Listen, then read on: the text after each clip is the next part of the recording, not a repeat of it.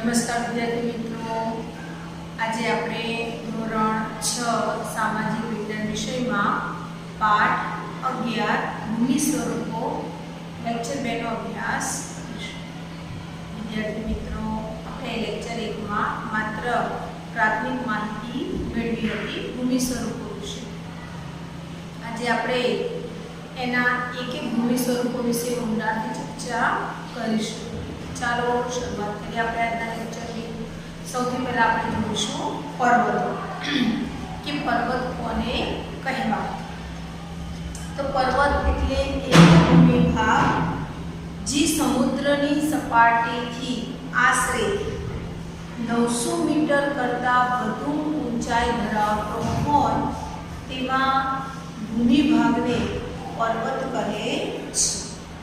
મોટે ભાગે ઊંચા નીચા ઢોળાવવાળું તેનું ભૂતળ હોય છે અને જેને માથાનો ભાગ સાંકડો હોય, શિખર રૂપે ઉછેરો હોય તો તે પર્વત કહેવાય છે.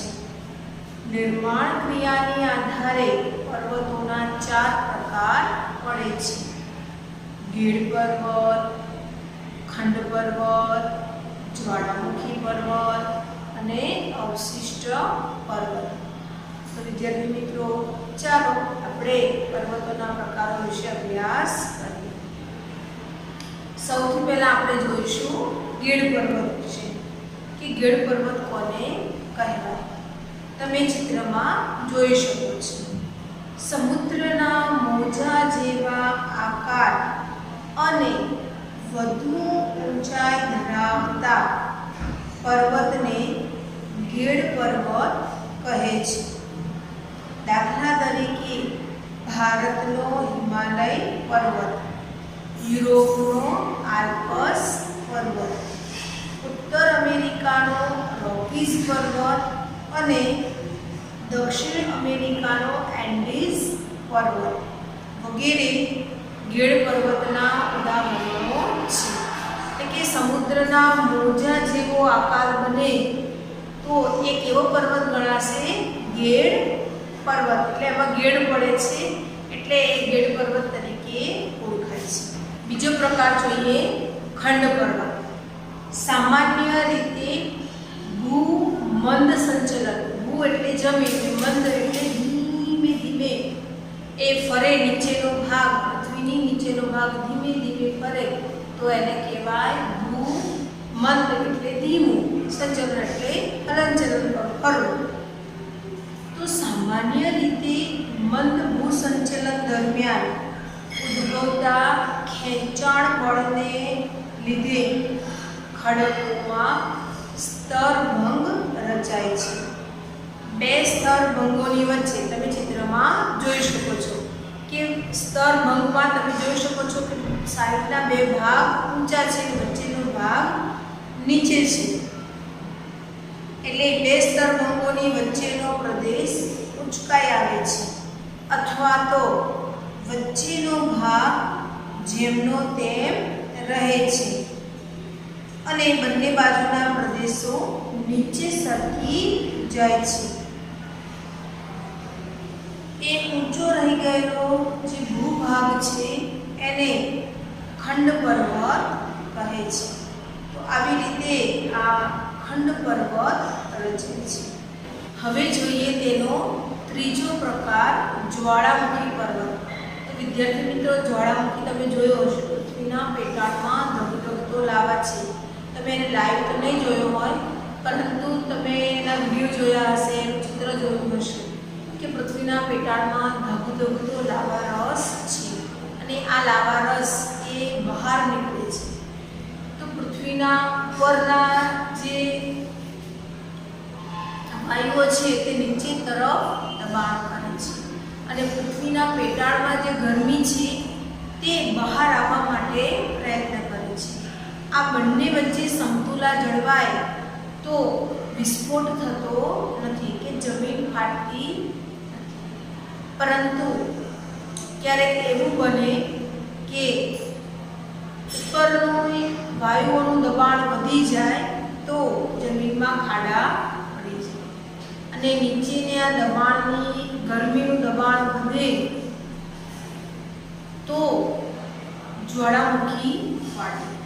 અને આ જ્વાળામુખી ફાટે છે ત્યારે તેમાંથી રાખ, લાવારસ, માટી, પથ્થરોના ટુકડા વગેરે નીકળે છે અને એ શંકુ આકારે રચાય છે. જે પથ્થરોના ટુકડાઓ નીકળે છે તે શંકુ આકારે રચાય છે. એના પર લાવારસ પણ ઢળાય છે અને આવી રીતે આ જ્વાળામુખી પર્વત બને છે. ચાલો જોઈએ જ્વાળામુખી પર્વત કેવી રીતે બને છે. આપણે ચિત્ર સાથે જોઈએ. જ્વાળામુખીનો પ્રસ્ફોટન થાય ત્યારે પૃથ્વીના પેટાળમાંથી માટી, રાખ, પથ્થર, ખડકોના ટુકડા, અતિશય ગરમ ભૂરસ એટલે કે લાવારસ બહાર નીકળાય છે. બધા પદાર્થોથી શંકુ આકારના પર્વતોની રચના થાય છે. તેને જ્વાળામુખી પર્વત કહે છે. દાખલા તરીકે જાપાનનો ફ્યુજીયામા, ઇટાલીનો વેસુવિયસ અને ભારતનો બેરલ, ગુજરાતનો પાવાગઢ અને ગિરનાર પર્વત આ જ્વાળામુખી પર્વતના ઉદાહરણો છે. જ્વાળામુખી ફાટે એનાથી ઘણું બધું નુકસાન થતું હોય છે, પરંતુ ક્યારેક એનાથી લાભ પણ થતો હોય છે. તો જ્વાળામુખી જ્યાં ફાટે છે ત્યાં જમીન કેવી બને છે? ફળદ્રુપ બને છે. કારણ કે લાવાની જમીનમાં પોટાશ હોય છે તે ખૂબ જ ફળદ્રુપ હોય છે. ત્યાં જમીનની ઉપલી સપાટી ઉપરથી જ આપણને ખનિજો સરળતાથી મળી રહે છે. ત્યાં ગરમ પાણીના ઝરણા વહે છે, તો કુંડ હોય છે જેનાથી ચામડીના રોગો મટે છે, કારણ કે એમાં સલ્ફરનું પ્રમાણ વધારે હોય છે એટલા માટે. તો જ્વાળામુખી ફાટે છે એને કારણે આ જે પર્વતો રચાય તેને જ્વાળામુખી વિસ્ફોટ કહે છે. આપણે એનું કારણ જોયું કે જ્વાળામુખી વિસ્ફોટ કેમ થાય છે, શા માટે થાય છે. તો નીચેનું જે ગરમી છે એ ગરમી એનું પ્રમાણ વધી જાય કે એનું દબાણ વધે ત્યારે એ પ્રચંડ ધડાકા સાથે ફૂટે છે. એને જરા પણ બહાર નીકળવાની જગ્યા મળતી નથી. એટલે વિસ્ફોટ સાથે પ્રચંડ ધડાકા સાથે વિસ્ફોટ થાય છે અને એમાંથી બધી વસ્તુઓ બહાર ફેંકાય છે. તમારા ઘરમાં જે પ્રેશર કુકર હોય અને પ્રેશર કુકરની સીટી ઊંચી કરીએ છીએ એટલે એની અંદરની વરાળ બહાર આવે છે. જો સીટી ઊંચી ન કરીએ તો એ વરાળ અંદરને અંદર રહે છે. એને ખૂબ જગ્યા જોઈએ છે. જ્યારે એને જગ્યા મળતી નથી ત્યારે તે બહાર નીકળવા પ્રયત્ન કરે છે અને પ્રચંડ ધડાકા સાથે કુકર તોડીને બહાર આવી જાય છે. તો જેમ એને નીચેથી ગરમી મળતી હતી, ઉપર વરાળ થતી હતી અને વરાળને જગ્યા નથી મળી એટલે કુકર ફૂટે છે, તેવી જ રીતે પૃથ્વીના પેટાળમાં પણ લાવારસ છે અને એ ગરમીને કારણે પાણીનું ટીપું પડવાથી કે પાણી મળવાથી એમાં વરાળ ઉત્પન્ન થતી હોય છે અને એ વરાળ બહાર નીકળવા પ્રયત્ન કરે છે. જો એને તિરાડ કે છિદ્ર મળે તો એ સરળતાથી બહાર નીકળે છે, પણ નથી મળતું ત્યારે તે પ્રચંડ ધડાકા સાથે ફૂટે છે અને આવી રીતે લાવારસ બહાર આવે છે. ક્યારે ધીમે ધીમે આવે તો કોઈ પણ પ્રકારના પર્વતની રચના થતી નથી, ખાલી જમીનની સપાટી પર ફેલાય છે. પરંતુ જ્યારે પ્રચંડ ધડાકા સાથે ફૂટે છે કે વિસ્ફોટ થાય છે ત્યારે જ જ્વાળામુખી પર્વત રચાય છે. હવે જોઈએ એનો ત્રીજો પ્રકાર, અવશિષ્ટ પર્વત. તો અવશિષ્ટ પર્વત એટલે કે બાકી રહેલો પર્વતોનો ભાગ.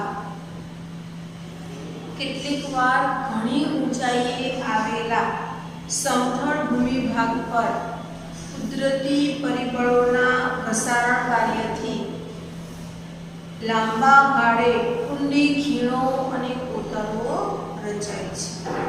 એ ખીણોની આસપાસનો નક્કર ખડકોમાંથી બનેલો ભૂમિભાગ ઊંચા ભૂમિખંડ તરીકે ટકી રહે છે. તેને અવશિષ્ટ પર્વત કહે છે.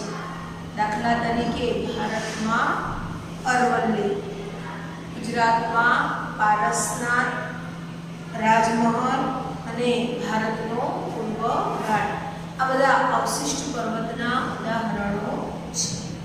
હવે જોઈએ કે પર્વતો એકબીજાથી જુદા કેમ દેખાય છે. તો બધા પર્વતો એક જેવા છે. જો બધા પર્વતો એક જેવા હોત તો એના પ્રકાર પડતા, પરંતુ પર્વતો એકબીજાથી અલગ અલગ દેખાય છે. કોઈ ગેડ પર્વત છે તો કોઈ ખંડ પર્વત છે, તો અવશિષ્ટ પર્વત છે તો કોઈ જ્વાળામુખી પર્વત છે. તો એવું કેમ?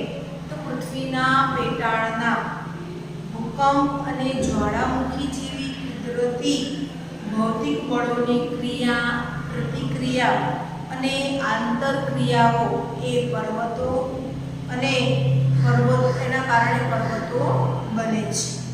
આમ પર્વતોના ઉદ્ભવ અને વિકાસમાં એકથી વધુ ક્રિયાઓ તથા બળોની અસર જોવા મળે છે. તેથી તેના વિવિધ પાસાઓના સંદર્ભમાં પર્વતો એકબીજાથી જુદા દેખાય છે. હવે આપણે જોઈએ પર્વતોનું મહત્વ, કે પર્વતો આપણને કઈ રીતે ઉપયોગી છે. તો પર્વતો આપણને અનેક રીતે ઉપયોગી છે. જેમ કે ભારતની ઉત્તરે આવેલો હિમાલય પર્વત. તો આ હિમાલય પર્વત એ ભારતની કુદરતી સરહદ છે. એ ભારતની સુરક્ષા કરે છે. એટલે પર્વતો એ કુદરતી સરહદનું કામ કરે છે. એ કુદરતી દિવાલ બની સરહદની સુરક્ષા કરે છે. પર્વતોના વિશિષ્ટ સ્થાનની આબોહવા પર નોંધપાત્ર અસર થાય છે. દાખલા તરીકે હિમાલય પર્વત શિયાળામાં ઉત્તર તરફથી ફૂંકાતા હિમ જેવા ઠંડા પવનોને અટકાવી ઉત્તર ભારતને અતિશય ઠંડીથી રક્ષણ આપે છે. ઉત્તર તરફથી જે પવનો આવે છે એને આ પર્વતો રોકી લે છે, અને રોકી લે છે એટલે આપણને અહીંયા ઉત્તર ભારતમાં અતિશય ઠંડી પડતી નથી. જેટલી ઠંડી અહીંયા પડે છે એટલી ઠંડી અહીંયા પડતી નથી. હા, અહીંયા ઠંડી પડે છે, અને અહીંયા ઠંડી પડે ત્યારે આપણા ગુજરાતમાં પણ એની અસર થાય છે. પરંતુ ઉત્તરમાં એટલી ઠંડી પડે છે એટલી ઠંડી હિમાલયની આસપાસના પ્રદેશોમાં પડતી નથી, કારણ કે હિમાલય પર્વત એ ઠંડા પવનોને રોકી લે છે, કારણ કે તે ખૂબ ઊંચો છે એટલા માટે. પર્વતો ભેજવાળા પવનોને આગળ વધતા અટકાવે છે અને વરસાદનું પ્રમાણ વધારે છે. હવે એક્ઝામ્પલ તરીકે આપણે જોઈએ, હિમાલય પર્વત લઈશું કે બંગાળની ખાડી ઉપરથી જે પવનો વાય છે તે પવનો એ ઉપર તરફ જતા હોય છે. હવે પવનો જ્યારે બંગાળની ખાડી ઉપરથી વાય એટલે પોતાની સાથે ભેજ લઈને જતા હોય છે. એટલે એ વાદળો કેવા બની જાય? વજનમાં ભારે હોય છે, એટલે તે ખૂબ ઊંચાઈ સુધી ઉડી શકતા નથી. પર્વતો આ પવનોને રોકી રાખે છે.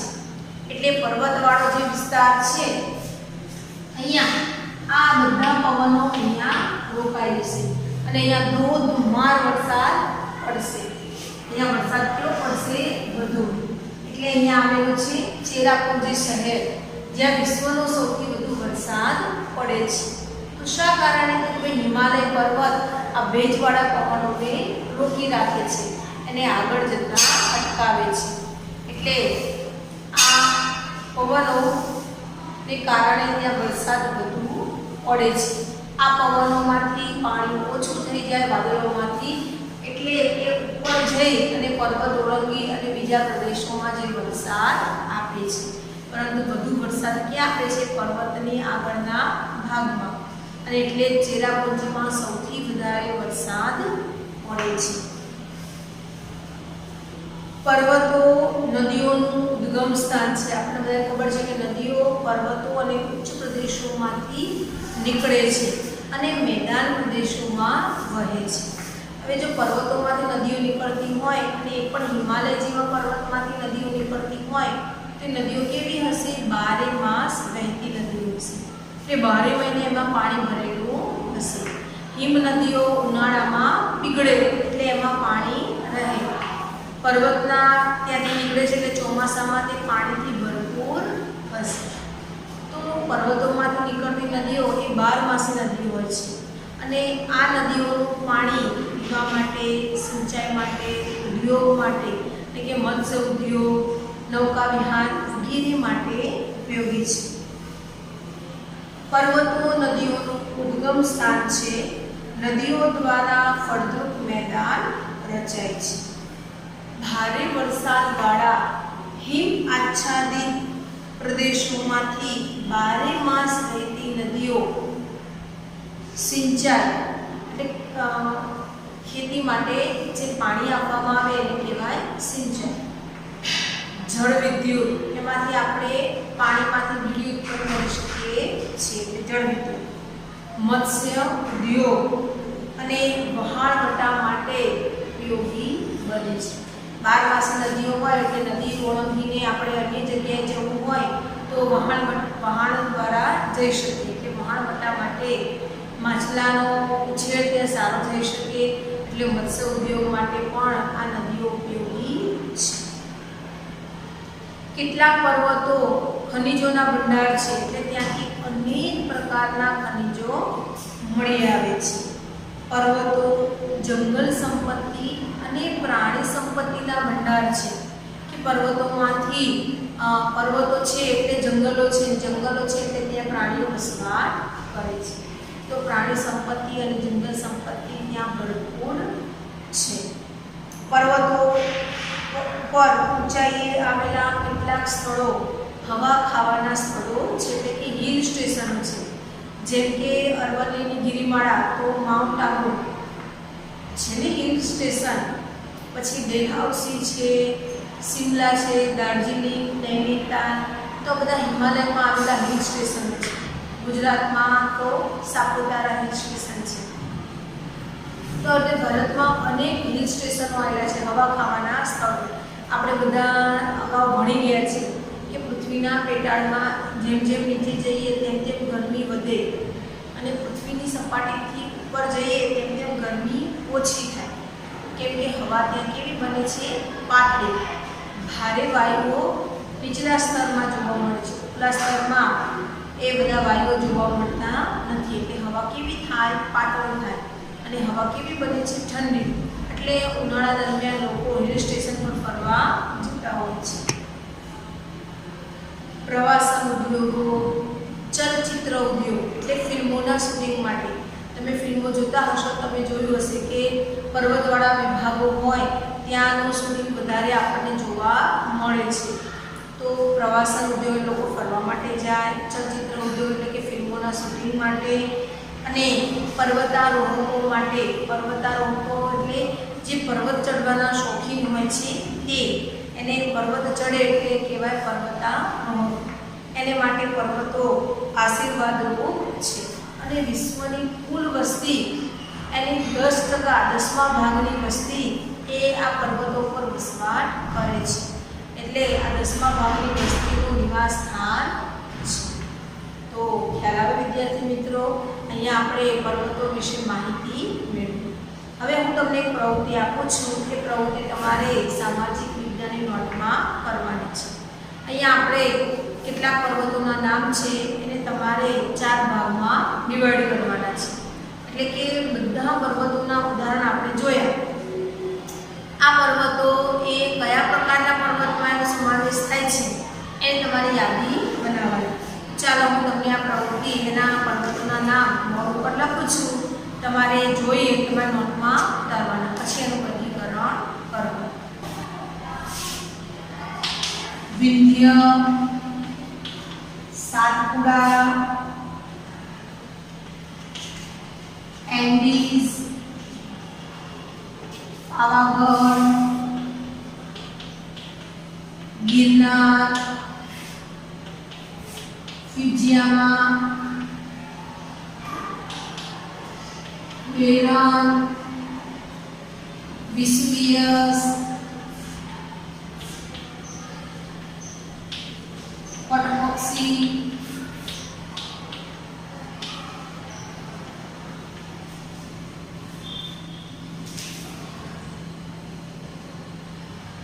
પૂર્વઘાટ, રોકીઝ,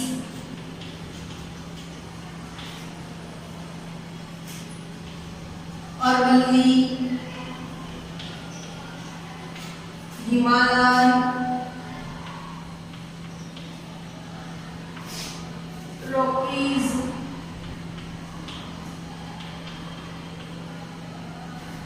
નીલગિરી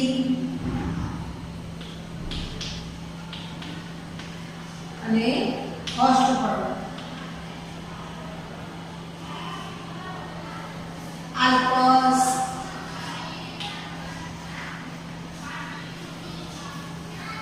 તો વિદ્યાર્થી મિત્રો આને તમારે ડિવાઈડ કરવાના છે. કેવી રીતે ડિવાઈડ કરશો? તો આપણે પર્વતોના કેટલા પ્રકાર જોયા? 4 પ્રકાર જોયા. તો અહીંયા તમારે ગેડ પર્વત, ખંડ પર્વત, જ્વાળામુખી પર્વત અને અવશિષ્ટ પર્વત.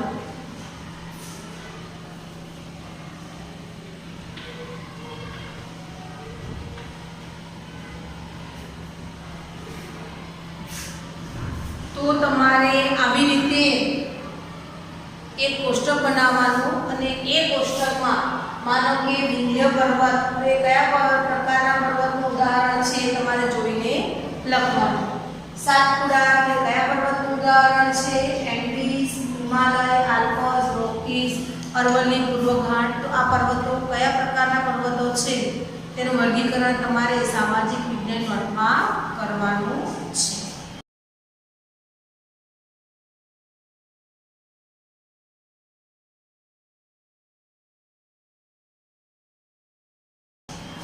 વિદ્યાર્થી મિત્રો સરસ. અહીંયા આપણો લેક્ચર પૂર્ણ થયો. અસ્તુ.